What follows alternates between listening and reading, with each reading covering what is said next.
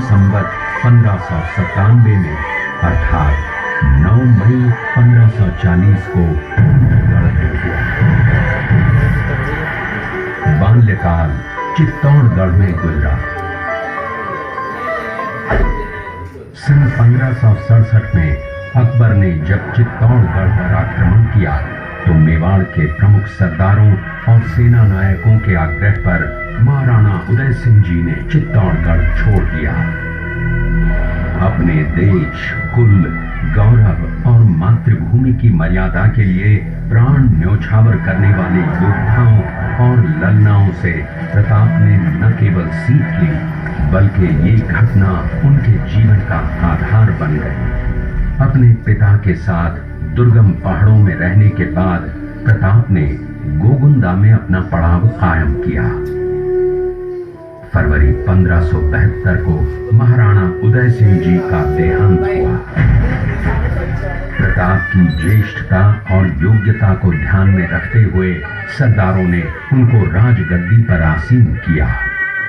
होली के दिन उनका गोगुंदा में राज तिलक हुआ। उस समय तक लगभग सभी राजाओं ने अकबर की अधीनता स्वीकार कर ली थी। एकमात्र महाराणा प्रताप ने अपना मस्तक अकबर के आगे नहीं झुकाया। अपने दृढ़ निश्चय का परिणाम प्रताप अच्छी तरह जानते थे। प्रताप मुगलों से लोहा लेने की तैयारी में जी जान से जुट गए। 18 जून 1576 की सुबह हल्दी घाटी और खमनोर के मध्य एक मैदान में ऐतिहासिक युद्ध हुआ जो बाद में रक्त तलाई के नाम से जाना गया। महाराणा प्रताप की सेना गोगुंदा से हल्दी घाटी पहुंची, जबकि सेनापति कुंवर मानसिंह जी जयपुर के नेतृत्व में मुगल सेना ने हल्दी घाटी के ठीक नीचे मैदान में अपना मोर्चा जमाया। मुगल सेना के हरावल दस्ते द्वारा घाटी में घुसपैठ करने के प्रयास की प्रतिक्रिया स्वरूप महाराणा प्रताप की सेना मुगलों पर टूट पड़ी। प्रताप के हरावल सैन्य दलों का नेतृत्व पठान हाकिम हासूर कर रहे थे।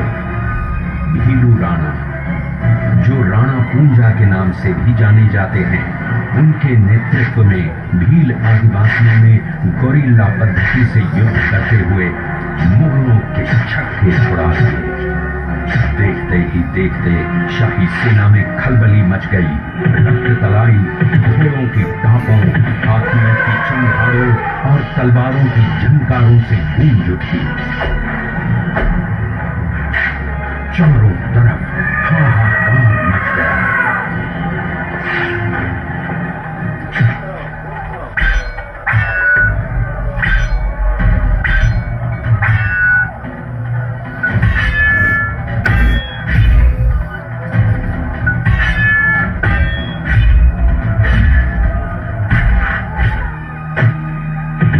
घटनाक्रम अचानक उस समय बदल गया जब प्रताप ने अपने घोड़े चेतक को एड़ लगाकर मानसिंह के हाथी पर चढ़ा दिया और उस पर भाले से भरपूर वार किया। कुंवर मानसिंह जी ने अपना बचाव किया। हाथी से उतरते समय चेतक की एक टांग कट गई। इस स्थिति को भांपकर महाराणा प्रताप के हमशक्ल सेनापति झालामान ने महाराणा प्रताप से आज्ञा लेकर उनका राजमुकुट धारण किया। मुगल सेना झालामान को महाराणा प्रताप समझकर उन पर टूट पड़ी और झालामान शहीद हो गए। उधर चेतक ने अपने स्वामी को 5 किलोमीटर तक 3 टांगों पर ही लेकर एक बरसाती नाले को पार किया। उसके पश्चात उसके प्राण पखेरु उड़ गए। इस युद्ध से महाराणा प्रताप के मन पर गहरा प्रभाव पड़ा। परिणाम स्वरूप उन्होंने मुगलों पर विजय प्राप्त करने तक राजसी ठाट बाट छोड़ने और पत्तों पर भोजन करने का प्रण लिया, जिसे उन्होंने जीवन भर निभाया। महाराणा प्रताप ने अपना सैन्य बल बढ़ाकर सर्वप्रथम अरावली पर्वत की घाटियों में बसे दिवेर पर चढ़ाई कर विजय प्राप्त की। इसके बाद कुंभलगढ़ पर भी विजय प्राप्त की। सिर्फ चित्तौड़गढ़ को छोड़कर सारे मेवाड़ को अपने अधीन कर लिया। कालांतर में महाराणा ने चावंड में अपनी राजधानी स्थापित की।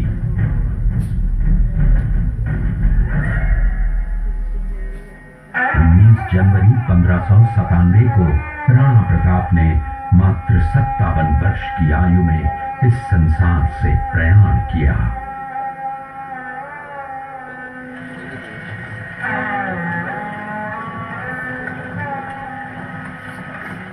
हल्दी घाटी का युद्ध एक सांप्रदायिक युद्ध न होकर आत्मसम्मान, मातृभूमि की स्वतंत्रता व स्वाधीनता का संघर्ष था। इसका प्रमाण यह है कि जहां पर अकबर की सेना के सेनापति जयपुर के कुंवर मानसिंह जी थे, वहीं पर महाराणा प्रताप की सेना के सेनापति काबुल के हाकिम खां सूर थे। महाराणा प्रताप स्वतंत्रता की वेदी पर एक ऐसा अंगारा था जो आत्मसम्मान व देश गौरव के लिए दिन रात जलता रहा, धधकता रहा और अंत में बुझकर भी उसने देश में ऐसा लौह भर दिया जिसकी प्रखर किरणों ने भारत माता को गुलामी की जंजीरों से मुक्त कराने के लिए सदा प्रेरित किया। मेरे वतन के एवं मुगल अकबर की सेना के मध्य हुआ था। इस युद्ध में अकबर स्वयं नहीं आए थे। उन्होंने आमेर जयपुर के कुंवर मानसिंह जी को अपना सेनापति बनाकर भेजा था। हल्दी घाटी का युद्ध 5 किलोमीटर लंबे और 200 मीटर चौड़े क्षेत्र में हुआ। आप लोग सभी संग्रहालय में खड़े हैं। संग्रहालय से 200 मीटर की दूरी पर चेतक की समाधि है, जहां पर महाराणा प्रताप के स्वामी भक्त घोड़े चेतक को दफनाया गया था। यहाँ से 2 किलोमीटर की दूरी पर हल्दी घाटी दर्रा है। इस दर्रे की विशेषता है कि यहाँ की प्राकृतिक मिट्टी व पत्थरों का रंग हल्दी जैसे पीले रंग का है। इस दर्रे के चारों तरफ महाराणा प्रताप की भील आदिवासी सेना राणा कुंजा के नेतृत्व में तैनात थी। ये सेना तीर, भाले, पत्थर चलाने में कुशल थी। यहाँ से 3 किलोमीटर की दूरी पर शाही बाग है, जिसमें मुगल सेना का पड़ाव था। महाराणा प्रताप की सेनाओं ने मुगल सेना को यहाँ से 3 किलोमीटर दूर पीछे समतल क्षेत्र में, जहाँ अभी खमनोर गांव है, वहां तक खदेड़ दिया। इसी खमनोर गांव के पास बनास नदी के पास समतल मैदान में 7 घंटे का भयानक युद्ध हुआ।